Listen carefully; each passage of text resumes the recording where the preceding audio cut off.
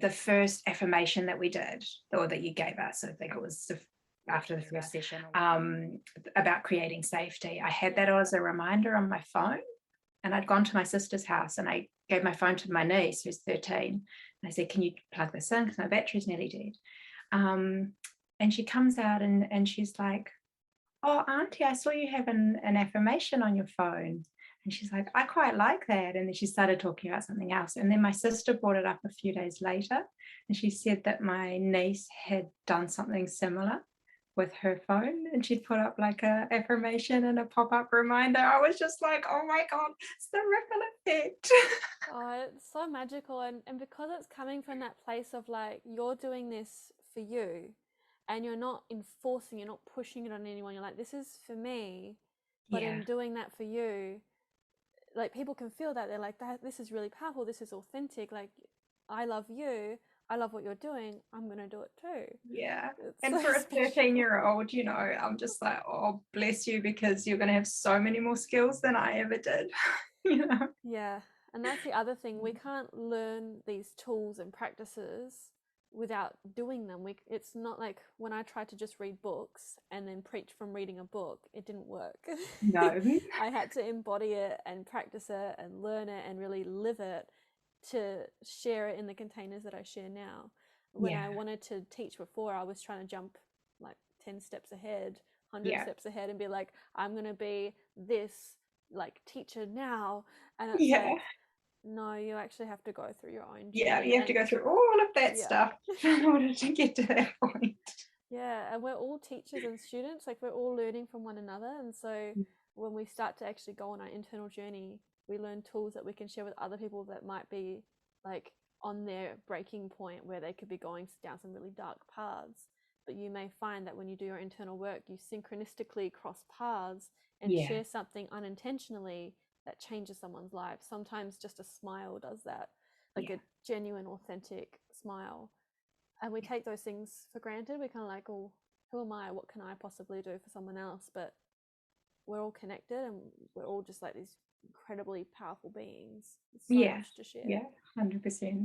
Yeah. And I listened to something recently, can't remember what it was now, and it was talking about we can only show up for others as deeply as we can show up for ourselves. That really hit home because it's so true. It's like if you're not showing up for yourself, you're not investing in yourself, and you can't hold space for yourself, how can you possibly do that for someone else? And it's so true. And a lot of us tend to feel more love and care for others than we do for ourselves, and we're kind of programmed to be givers and like not selfish kind of thing.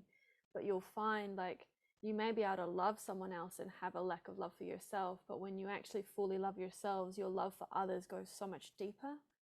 And you really are able to hold that space for them. And so when they're going through challenging times, rather than kind of shutting down or going into fix-it mode or using these coping mechanisms, where you can actually just hold space, and that's where the healing happens. Because it's not our place to fix anything or force anything, but if we shut down, it's also not serving, and it can kind of send them into an even bigger spiral. And that all really happens through self-love. And it's quite fascinating because I used to think self-love was quite a light, fluffy thing.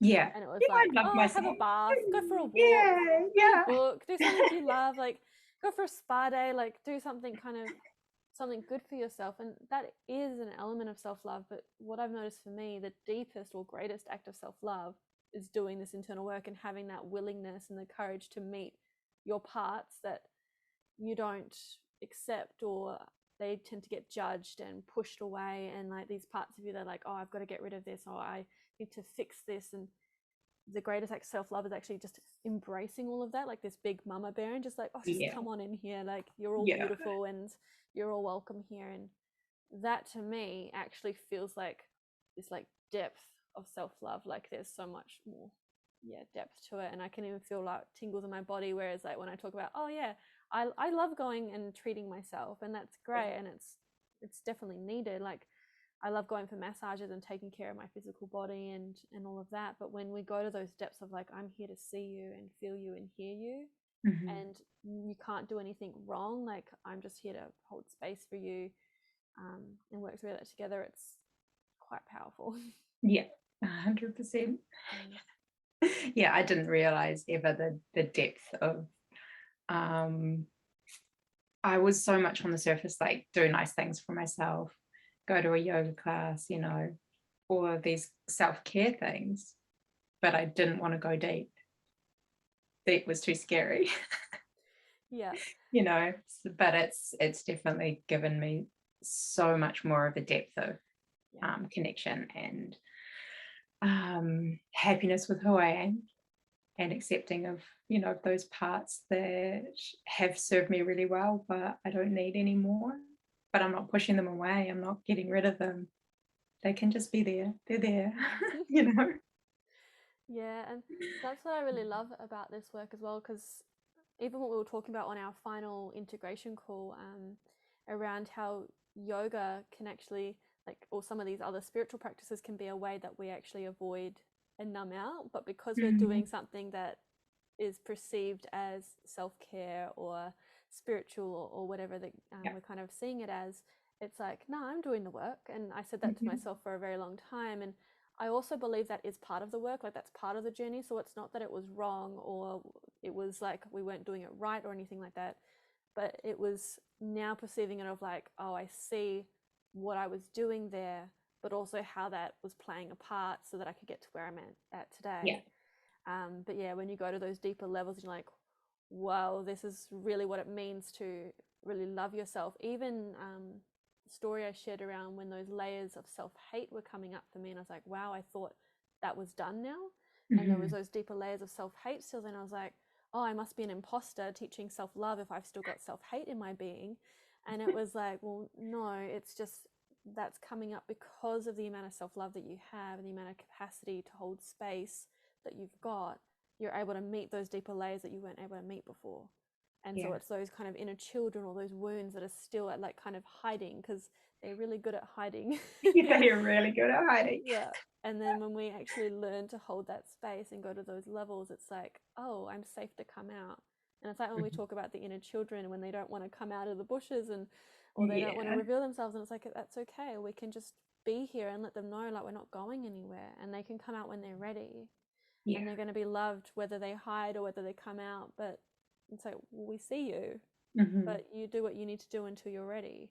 And it's the same thing of like when I was using yoga as spiritually bypassing and avoiding my emotions, it was the same thing. Do what you need to do, and then kind of like work your way up to, because when I dived into like the breathing and the feeling, it was really intense. Yep, because you've been numb to a lot of that, or I've been numb as well. There's been huge chunks of my life where I've used yoga and other, not so much meditation, but definitely yoga and exercise, and all of those things do the real good things. But I was still binge drinking and using all of these other coping mechanisms.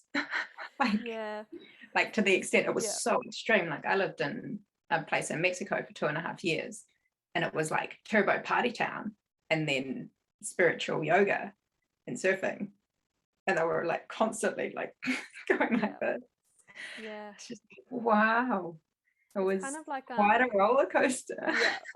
It's like the pendulum. You just swing from one to the other, and sometimes we get stuck and we're like in constant stress, or we're in constantly seeking the highs and that adrenaline, which you can get quite addicted to having those highs and that energy moving through your body, because it's somewhat feeling without having to feel the painful stuff. And it's still like an avoidance. That's really, really interesting. And that whole, I think you were talking about dancing and drinking and dancing and having feeling and having the ability to let loose and to be free and all of those other things, because you're using alcohol as your prompt for that.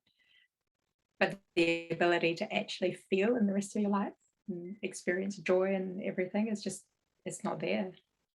And it was quite fascinating, because I'd wake up after having a night out with so much shame, because I felt shame around feeling good, feeling pleasure, feeling joy.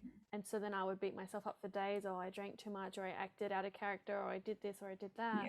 And it was just this, like, it would be days and weeks of negative self-talk until it kind of somewhat eased. And I either I'd go out drinking again to ease it, or I would go back into maybe reading a book or Netflix binging or eating food, or yoga or whatever I did, even meditation, of like doing the calming meditations or doing abundance meditations to avoid feeling the wounds of scarcity, the wounds of depression, the wounds of stress, like the kind of high intense anxiety.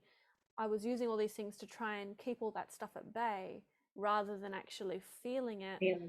And there's also this kind of idea that if I really go into this, if I feel it, I'll be manifesting it, or I'll be creating it. Or there's that element of as well of like, oh, I can't have a negative thought because then I'll create it. And it's like, well, actually we need to feel them, allow ourselves to think them, be with them, and hold space as non-attachment so it can be purged through. Otherwise it just, what you resist persists. Oh, it sure does. It sure does. Having experienced long bouts of depression and anxiety through my life, and I'm just like, oh wow, I was resisting feeling so much and pushing everything down, that I just lived in this constant state of like mono blah land.